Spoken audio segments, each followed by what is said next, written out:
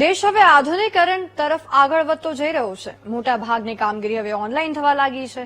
તેવા માહોલમાં ગુજરાત આધુનિક વિકાસના ક્ષેત્રે વધુ એક આધુનિક ક્રાંતિનું સાક્ષી બની ગયું છે.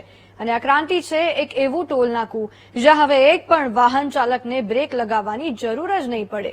આવું કેવી રીતે શક્ય બન્યું, આવું જાણીએ.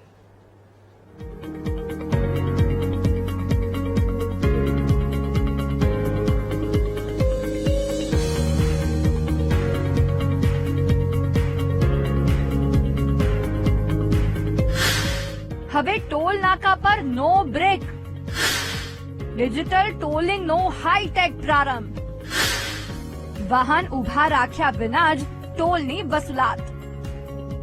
ગુજરાતના સ્થાપના દિવસે રાજ્યના વિકાસના ઇતિહાસમાં વધુ એક સુવર્ણ પ્રકરણ ઉમેરાયું છે.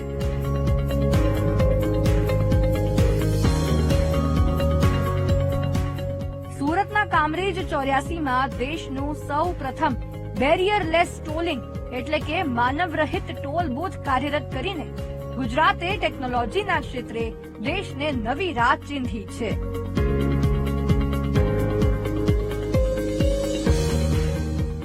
તાઇવાનની અત્યાધુનિક ટેકનોલોજીથી સજ્જ આ સિસ્ટમ વાહન 20 મીટર દૂર હોય ત્યારથી જ ફાસ્ટેગ સ્કેન કરી લે છે, જેના કારણે હવે વાહન ચાલકોને ટોલ પર ઉભા રહેવાની ઝંઝટમાંથી મુક્તિ મળશે અને સમયની बचत થશે.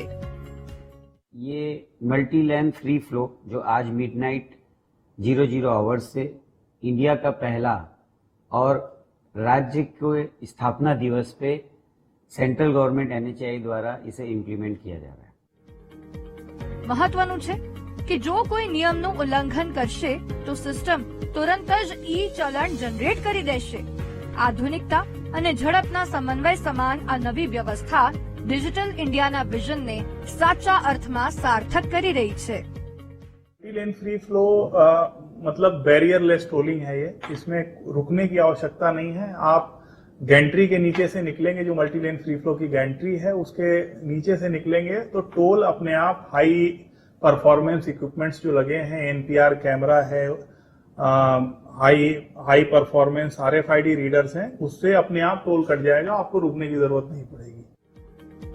ખાસ વાત એ છે કે 84 ટોલ નાકાની 20 કિલોમીટરની ત્રિજ્યામાં વસતા સ્થાનિક વાહન ચાલકો માટે વહીવટી તંત્ર દ્વારા 350 રૂપિયામાં માસિક પાસ અને 3075 રૂપિયામાં વાર્ષિક પાસ ઉપલબ્ધ કરાવવામાં આવ્યો છે. આમ લોકોને ટોલ નાકા પર હવે લાઇનમાં ઉભા નહીં રહેવું પડે. ગુજરાતમાં આ પ્રોજેક્ટ ટ્રાયલ બેઝ પર શરૂ કરાયો, પરંતુ આગામી સમયમાં સમગ્ર દેશમાં આ આધુનિક સિસ્ટમની અમલવારી શરૂ થઈ શકે છે. નિર્મલ પટેલ, VTV ન્યૂઝ, સુરત.